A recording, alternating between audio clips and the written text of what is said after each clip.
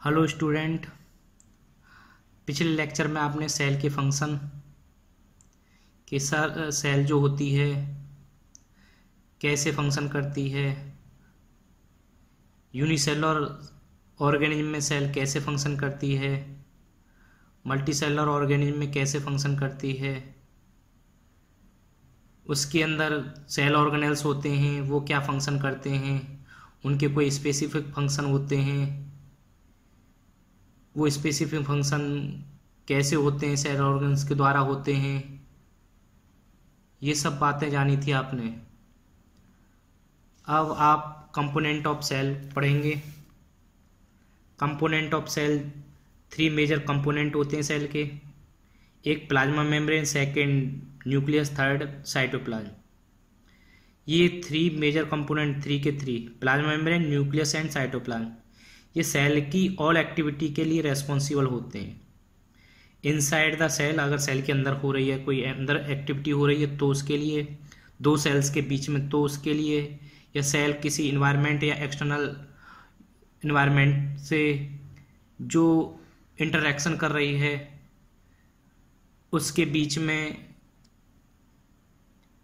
जो भी प्रोसेस होता है, जो भी एक्टिविटी होती है, वो एक्टिविटी डिपेंड करती है component of cell. Every cell would have 3 component. मैंने अभी बताया था 3 मेजर कंपोनेंट होते हैं, plasma membrane, nucleus and cytoplasm. Next, all activity inside the cell. अगर इनसाइड द सेल मतलब सेल के अंदर की बात की जाए, and interaction of cell with its environment, इनके एनवायरनमेंट और सेल के बीच की बात की जाए, ये सब एक्टिविटी जितनी भी ऑल एक्टिविटी हैं वो पॉसिबल किसकी वजह से हैं? कंपोनेंट की वजह से। अब ये 3 मेजर कंपोनेंट तो होते ही होते, प्लाज्मा मेम्ब्रेन, न्यूक्लियस, साइटोप्लाज्म, लेकिन इसके अलावा और भी कंपोनेंट होते हैं जिन्हें ऑर्गेनेल्स बोला जाता है, जैसे राइबोसोम है, गोल्गी एपरेटस, एंडोप्लाज्म रेटिकुलम है। ये भी जो ऑर्गेनेल्स होते हैं ये भी एक कंपोनेंट का कार्य करते हैं, ये भी रेस्पॉन्सिबल होते हैं सेल के फंक्शन के लिए। Is that clear? इसके बाद आता है सबसे पहले प्लाज्मा मेम्ब्रेन, जिसे या हम बोल सकते हैं cell membrane. Plasma membrane outermost layer होती है, ये लिपिड और प्रोटीन से बनी हुई होती है। मतलब कि ये आउटर मोस्ट मतलब सब सेल की सबसे बाहर की लेयर जो होती है उसे प्लाज्मा मेम्ब्रेन बोला जाता है, जो एक सेल को दूसरे सेल से अलग करती है। इसके साथ साथ ये बनी हुई किसकी होती है? अभी बताया था आपको, लिपिड एंड प्रोटीन की। क्लियर है? This is outermost covering. Cell की जो आउटर मोस्ट कवरिंग होती है वो प्लाज्मा मेम्ब्रेन होती है। Separate the content of cell from its external environment, वो एक दूसरे से अलग करके रखती है। नेक्स्ट बात आती है फ्लेक्सिबिलिटी भी देखी जाती है इसमें। क्या देखी जाती है? फ्लेक्सिबिलिटी। और ये फ्लेक्सिबिलिटी जो होती है, अमीबा की अगर बात करें तो अमीबा में फूड इनटेक के लिए हेल्पफुल होती है ये फ्लेक्सिबिलिटी। कैसे? क्योंकि जब इसमें सेल मेम्ब्रेन में एक उभार जैसी या प्रोजेक्शन जैसी स्टेज आती है, जैसे स्यूडोपोडिया होता है, वो मेम्ब्रेन जो होती है स्यूडोपोडिया के फॉर्म में आके और उसको जो इनटेक ऑफ फूड करती है, फूड को अंदर की तरफ लेती है। इसमें दे भी रखा है, पढ़ते हैं। External environment, it is flexible, made up of organic molecule. ये बनी हुई किसकी होती है? मैंने अभी बताया था, lipid and protein. The flexibility of the cell membrane also enable the cell to engulf in food. मैंने अभी बताया था ना, फूड को अंदर लेने में हेल्प करती है। And other material from its external environment, कुछ अदर मटेरियल को भी लेती है।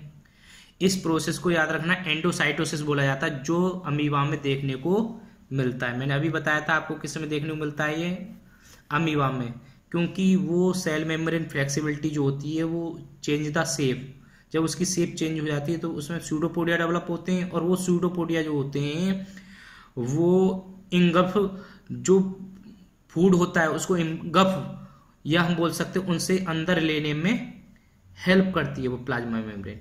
इस प्रोसेस को हम एंडोसाइटोसिस कहते हैं। इसके बाद ये 2 तरह की होती है सेल मेम्ब्रेन, एक सेलेक्टिवली परमेबल, एक सेमी परमेबल। याद रखना, एक सेलेक्टिवली परमेबल और एक semi permeable.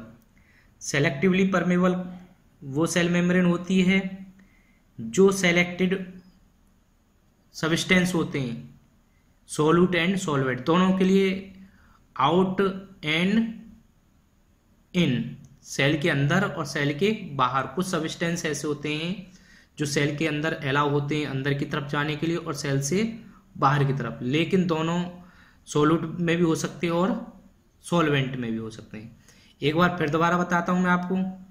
Selective permeable membrane वो होती है जो कुछ ऐसे सब्सटेंस होते हैं जो परमिशन होती है सेल के अंदर जा सकते हैं और सेल के बाहर, सॉल्यूट एंड सॉल्वेंट दोनों में से कुछ भी हो सकता है। अगर बात की जाए सेमी परमेबल की, सेमी परमेबल जो होती है वो ओनली किसके लिए होती है, वाटर या सॉल्वेंट के लिए। अगर उसमें सेल के अंदर इन मतलब के अंदर की तरफ जाना है या बाहर की तरफ मटेरियल या सब्सटेंस या बोल सकते हैं सॉल्वेंट बाहर की तरफ आना है, ओनली सॉल्वेंट या वाटर, वो एक्रॉस द मेम्ब्रेन, याद रखना, सेल के बाहर और अंदर ओनली सॉल्वेंट के लिए परमिट करती है। क्या करती है, परमिट, मतलब कि उसे अलाउ करती है। याद रखना, एक बार सेलेक्टिव परमेबल पता चल गया आपको, किसको अलाउ करती है, ओनली सम मटेरियल या सब सब्सटेंस, सम मटेरियल या सम सब्सटेंस उनके लिए रेस्पॉन्सिबल होती है, उनको अलाउ करती है सेल के अंदर और सेल के बाहर। देखते हैं इसमें, it allow the movement of some substance into and out of cell, मतलब अंदर और बाहर सेल के लिए रेस्पॉन्सिबल होती है। ठीक है, ये सेल सेलेक्टिबल परमेबल अलाउ करती है। It also prevent movement of some other material, लेकिन ये कुछ मटेरियल को रोकने के लिए वर्क करती है। सभी मटेरियल सभी सब्सटेंस के लिए रेस्पॉन्सिबल नहीं होती, उनको सभी को नहीं अलाउ करेगी, कुछ को अलाउ करेगी, कुछ को नहीं करेगी। कौन, सेलेक्टिवली परमेबल। क्लियर हो गया। इसके बाद आता है नेक्स्ट, मैंने बताया था सेमी परमेबल। सेमी परमेबल जो होती है ओनली किस लिए होती है, याद रखना, मोस्टली देखी जाती है किसके लिए, वाटर के लिए, सॉल्वेंट फॉर्म में। किसके लिए, सॉल्वेंट के लिए। Is that clear. इसके बाद नेक्स्ट टॉपिक आता है आपका डिफ्यूजन। डिफ्यूजन याद रखना, movement of ions, gases and substance, higher concentration to lower concentration. Diffusion क्या है, the movement of substance, ions, gases जैसे CO2 and O2 from higher concentration to lower concentration, उसे हम डिफ्यूजन कहते हैं। मतलब कोई एक एरिया है हमारे पास, रूम है, हम उसमें परफ्यूम यूज कर रहे हैं, उसके बाद अगर हम जो परफ्यूम यूज करते हैं उसको स्प्रे को दबाते हैं तो वो एक परफ्यूम जो होती है एक सीमित एरिया में होती है, लेकिन जब उसे हम दबाते हैं तो वो हायर कंसंट्रेशन उसकी, क्योंकि परफ्यूम की जो स्पेलिंग है वो जब परफ्यूम से निकलती है तो हायर कंसंट्रेशन होती है, और वो किस तरफ परफ्यूम की खुशबू किधर की तरफ जाती है, जहां लोअर कंसंट्रेशन, जहां खुशबू नहीं होती उधर की साइड जाती है। इसमें एग्जांपल भी दे रखा है, perfume is spray in one part of a room. अगर कमरे के किसी हिस्से में आप परफ्यूम का यूज करते हैं तो वो डिफ्यूज होके परफ्यूम एवरीवेयर, मतलब कि कमरे में हर जगह फैल जाती है। क्लियर है। एक बार देखते हैं, the movement of substance, ions और gases CO2 and O2 from higher concentration to lower concentration, ये higher concentration to lower concentration की तरफ मूव करती है। Substance, ions, gases, higher concentration to lower. Example मैंने अभी आपको बता दिया था, perfume is spray in one part of a room, उसको एक पार्ट, हम रूम के एक पार्ट में यूज करते हैं, तो उसके बाद वो क्या होती है, उसकी स्मेल एवरीवेयर, मतलब हर जगह फैल जाती है।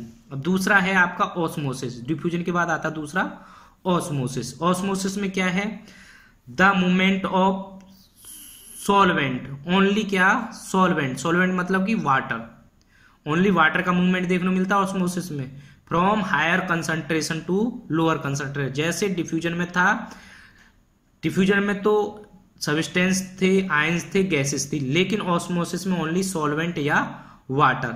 ये higher concentration to lower concentration किसके द्वारा, सेमी परमेबल मेम्ब्रेन, मैंने बताया था ना, semi permeable membrane only solvent या वाटर के लिए रेस्पॉन्सिबल होती है, उसी को अलाउ करती है। Is that clear? ऐसे ही मैंने अभी बताया था, इसी की तरह higher concentration to lower concentration diffusion की तरह, लेकिन डिफ्यूजन में आयंस थे, गैसेस थी और सब्सटेंस थे, लेकिन ऑस्मोसिस में ओनली सॉल्वेंट और वाटर होता है जो higher concentration to lower concentration move करता है। एग्जाम्पल इसमें दे रखा है, when you keep raisin, raisin मतलब किशमिश जो आप यूज करते हैं, जब उसको आप पानी में डालते हैं तो वो क्या हो जाती है, फूल जाती है, तो उसमें आपको ऑस्मोसिस देखा जाता है, क्योंकि वाटर की कंसंट्रेशन अधिक होती है किशमिश की अपेक्षा। किशमिश में वाटर की कंसंट्रेशन कम होती है, जबकि उधर जो वाटर होता है जिसमें पानी में डालते हैं उधर वाटर की कंसंट्रेशन ज्यादा है, तो वाटर क्या करता है, मूव करता है किशमिश के अंदर, जिसके कारण वो फूल जाती है। ये रहा आपका ऑस्मोसिस का एग्जाम्पल। Is that clear? अब बात करते हैं types of solution on the basis of concentration. किस तरह के सॉल्यूशन होते हैं और किस बेसिस पे पता कर रहे हैं हम, कंसंट्रेशन के बेसिस पे। सबसे पहले हाइपरटोनिक सॉल्यूशन, याद रखना, हाइपरटोनिक जो सॉल्यूशन होता है उसमें वाटर की कंसंट्रेशन कम होती है और सॉल्यूट की अधिक होगी, इसकी मोर होगी और इसकी परसेंटेज वाटर की लो होगी। ठीक है ना, कुछ समझ में आया? हाइपरटोनिक सॉल्यूशन मतलब कि वाटर की लो और या बोल सकते हैं लेस, क्लियर है, और बोल सकते हैं लेस, और सॉल्यूट की क्या होती है, मोर होती है। वो जब हम ऐसे सॉल्यूशन में जिसमें वाटर की कंसंट्रेशन लेस हो और सॉल्यूट की मोर हो, उस सॉल्यूशन को हम हाइपरटोनिक सॉल्यूशन कहते हैं। देखते हैं एक बार, concentration of solution outside the cell is less. Solution में कंसंट्रेशन जो वाटर की है वो सेल के बाहर क्या होती है, कम होती है, जबकि सेल के अंदर ज्यादा होती है। जब सेल के अंदर ज्यादा होगी तो वाटर जो होता है सेल के अंदर से बाहर की तरफ मूव करेगा। क्यों? क्योंकि वहां सॉल्यूट की बाहर की तरफ सॉल्यूट की मात्रा अधिक है और वाटर की कम। इसमें लिख भी रखा है मैंने, solute is more amount, water is less amount. तो इधर जो है कंसंट्रेशन वाटर की कम है और इधर जो वाटर की कंसंट्रेशन सेल में ज्यादा है। तो ये हायर कंसंट्रेशन टू हायर है सेल के अंदर टू लोअर कंसंट्रेशन। तो हमेशा याद रखना, तो ये सेल जो होगी वो क्या करेगी, श्रिंक करेगी, सिकुड़ेगी। क्लियर है? ये जो होता है हाइपरटोनिक सॉल्यूशन है, जहां पर सॉल्यूट अधिक है और वाटर लेस अमाउंट में। देखते हैं एक बार और चेक करते हैं, concentration of solution outside the cell is less than inside the cell. जो सेल के अंदर जो वाटर कंसंट्रेशन है या सॉल्यूशन की कंसंट्रेशन है वो अधिक है और बाहर जो होती है उसमें कम है। क्लियर है ना? क्यों? क्योंकि इसमें सॉल्यूट की मात्रा अधिक है और वाटर की कम है। तो ये वाटर जो होता है हमेशा मूव किधर करता है, लोअर कंसंट्रेशन की तरफ। इसमें दूसरा हम समझ सकते हैं, ए solution which has more solute. Hypertonic कौन सा होता है, जिसमें सॉल्यूट मोर हो और किसकी अपेक्षा, इन अदर सॉल्यूशन की अपेक्षा, या किसकी अपेक्षा, वाटर की अपेक्षा। इसमें दे रखा water move outside of cell and shrink the cell. Water जो होगा वो मूव करेगा, एरो के द्वारा मैंने रिप्रेजेंट कर रखा है, बाहर की तरफ मूव करेगा। क्लियर है? किसमें, हाइपरटोनिक सॉल्यूशन में, जिसके कारण जो सेल होती है वो सिकुड़ जाती है। क्लियर है? दूसरा आता है आइसोटोनिक। आइसोटोनिक सॉल्यूशन वो होता है जिसमें सॉल्यूट और सॉल्वेंट या वाटर की कंसंट्रेशन लगभग बराबर होती है।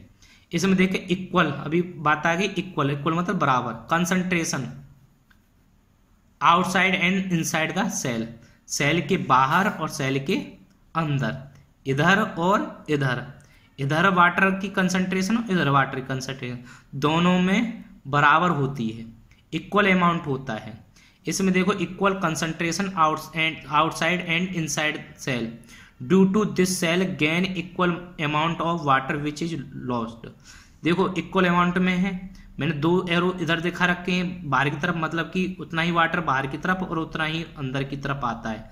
आइसोटोनिक मतलब कि उसमें वाटर और सॉल्यूट की मात्रा इक्वल होती है। इसमें देखो दे रखा है water move outside and inside of cell in equal amount. Water का मूव जो होता है आउटसाइड इनसाइड दोनों तरफ बराबर होता है, जिसके कारण सेल नॉर्मल होती है। सिकुड़ेगी नहीं, उसका साइज बढ़ेगा, क्या रहेगी नॉर्मल, क्योंकि वो उतना ही बाहर कर रही है और उतना ही अंदर कर रही है, क्योंकि आइसोटोनिक सॉल्यूशन में बराबर होता है सेल के अंदर का और सेल के बाहर का जो सॉल्यूशन होता है, दोनों तरफ के कंसंट्रेशन बराबर होती है वाटर की, इधर भी और इधर भी। अगर इधर कम हो जाती है कंसंट्रेशन तो बाहर की तरफ मूव करेगी, अगर इधर ज्यादा हो जाती है, इधर कम हो जाती है तो ये कंसंट्रेशन हाई इधर होगी और लो इधर होगी तो ये इधर की तरफ चलेगा। तो मतलब कि ये आइसोटोनिक में क्या है, इधर की और इधर की दोनों तरफ की कंसंट्रेशन बराबर होती है। याद रखना है, इसमें दे रखा है water move outside and inside of cell in equal amount and cell is normal. दोनों तरफ बराबर होगा मूवमेंट ऑफ वाटर, जिसके कारण सेल का जो शेप है या साइज है वो नॉर्मल रहेगा। समझ में आ गया आपके। थर्ड आता है हाइपोटोनिक। हाइपो मतलब कि कम होना, किसकी, सॉल्यूट की मात्रा, जिसमें सॉल्यूट की मात्रा कम होती है और वाटर की मात्रा अधिक होती है, वो सॉल्यूशन कहलाता है हाइपोटोनिक सॉल्यूशन। कौन सा सॉल्यूशन, हाइपोटोनिक सॉल्यूशन, मतलब कि सॉल्यूट की मात्रा कम होना और वाटर की मात्रा ज्यादा होना, या वाटर के अमाउंट ज्यादा होना और सॉल्यूट का अमाउंट कम होना। इसमें दे रखा concentration of solution outside the cell. इसमें जो सेल के बाहर का जो कंसंट्रेशन है वाटर में, वाटर का कंसंट्रेशन सेल के बाहर उधर कितना होगा, वाटर कंसंट्रेशन ज्यादा। इसलिए मैंने बोला है ये कैसा सॉल्यूशन है, हाइपोटोनिक सॉल्यूशन। कैसा है ये, हाइपोटोनिक सॉल्यूशन। जिसमें ये सेल रखी है वो किस सॉल्यूशन में रखी है, हाइपोटोनिक सॉल्यूशन में। अब देखो इसमें कंसंट्रेशन सॉल्वेंट की ज्यादा या वाटर की ज्यादा है और सॉल्यूट की कम है। क्लियर है। अब ये सेल जो होती है, ये इसमें जो होती है वाटर की कंसंट्रेशन कम है और सॉल्यूट की मात्रा ज्यादा है, या वाटर की कंसंट्रेशन कम है और इधर वाटर की कंसंट्रेशन ज्यादा है, तो मूव किधर की तरफ करेगा, higher concentration to lower concentration. इधर ज्यादा है इधर कम है तो वाटर अंदर की तरफ मूव करेगा, जिसके कारण सेल क्या करेगी, स्वेल अप हो जाएगी, फूल जाएगी। क्लियर है। इसमें दे रखा concentration of solution outside the cell is more than inside of cell, due to this gain water. ये कब होगा, जब वाटर कब किसकी, सेल के बाहर की कंसंट्रेशन वाटर की ज्यादा होती है और अंदर कम होगी, तो वो वाटर जो होता है सेल जो होती है उसको गेन कर लेगी, अंदर ले लेगी, जिसके कारण जो सेल है वो क्या करेगी, फूल जाएगी और लास्ट टाइम में फट भी सकती है। इसमें दूसरा पॉइंट है ए, बोल सकते हैं ए solution which has less solute. मैंने अभी बताया था ऐसा सॉल्यूशन जिसमें लेस सॉल्यूट की मात्रा कम होती है। एनदर सॉल्यूशन मतलब कि सॉल्वेंट या वाटर की अपेक्षा या अदर सॉल्यूशन की अपेक्षा सॉल्यूट की मात्रा कम होती है, उसे बोलते हैं हाइपोटोनिक सॉल्यूशन। मैंने आपको बता दिया था, इसका दे रखा water enters the cell and cell is very turgid. जब वाटर अंदर जाएगा किसमें, सेल में, तो सेल जो होगी क्या करेगी, स्वेल अप करेगी, टारगेट करेगी। Is that clear. इसके बाद आता है आपका नेक्स्ट टॉपिक आता है प्लाज्मोलाइसिस। प्लाज्मोलाइसिस क्या है, प्लाज्मोलाइसिस मतलब कि सेल के अंदर का वाटर या प्लाज्मा जो होता है वो लॉस होता है। क्लियर है ना, बोल सकते हैं हम प्लाज्मा ना बोल के क्या बोलेंगे, वाटर बोल देते हैं। क्लियर है। इसमें क्या होता है, लॉस ऑफ वाटर। कहां से, सेल से। लॉस ऑफ वाटर किस कंडीशन में होगा, सेल से, जब हाइपरटोनिक सॉल्यूशन होगा, क्योंकि हाइपरटोनिक सॉल्यूशन मैंने अभी बताया था जिसमें सॉल्यूट की मात्रा क्या होती है, मोर होती है, और सॉल्यूट मोर होता है, वाटर क्या होता है, लेस होता है। वाटर क्या होता है, लेस होगा। तब ये जो होता है कैसा है, हाइपरटोनिक सॉल्यूशन। जो सेल हाइपरटोनिक सॉल्यूशन में रखी जाएगी तो सेल का जो अंदर का वो क्या होगा, वाटर होगा, वो क्या करेगा, उसमें अंदर की तरफ सेल के अंदर, बाहर अंदर ज़्यादा है वाटर कंसंट्रेशन, बाहर कम है, तो वो वाटर जो होता है वो हाइपरटोनिक सॉल्यूशन में मूव करेगा। मतलब कि हायर सेल के अंदर और लोअर किधर है, सेल के बाहर। ये higher concentration to lower concentration जो मूव करेगा तो सेल का साइज जो होगा वो सिकुड़ेगा और सेल जो होगी वो सिकुड़ जाएगी। क्लियर है? इस प्रोसेस को हम बोलते हैं plasmolysis. It is the process in which cell loss of water in the hypertonic solution is called plasmolysis. Is that clear?